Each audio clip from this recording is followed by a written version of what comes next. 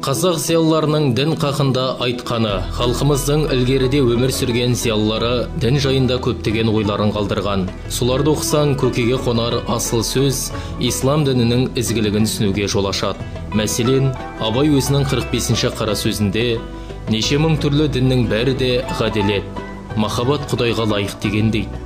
Осымен ақын ғылым, махаббат, әділетті дін мен иманның шын негіздері деп атайды. Қазақтың оқымысты ғалымы Мәшһүр Жүсіп, ғибрат ал атқан таңмен батқан күннен, шықпассың адам болсаң айтқан жөннен.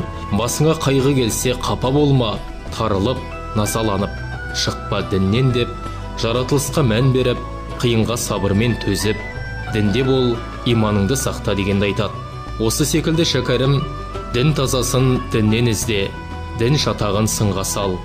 Анық айна өзіңізде, айда қылда, қаттырақ деп, қазағын діни адасушылықтан сақтандырса, ғұмар қараш дұрыс дін, түзу жол мәселесі жайлы, шын дінді тұтсақ, әлем алдында масқара болмаймыз.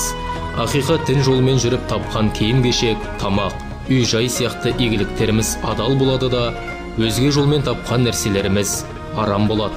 Қайдағы бір ескі ырым-сырымдарға сыйынып, дін жасау лайықсыз. Қайталап айтамын, ақиқат дін еш адамның желеп жебеуіне мұқтаж емес.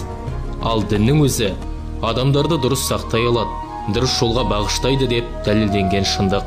Құранда осылай айтылған деп, ислам дінінің ізгілігін айшықтай түседі.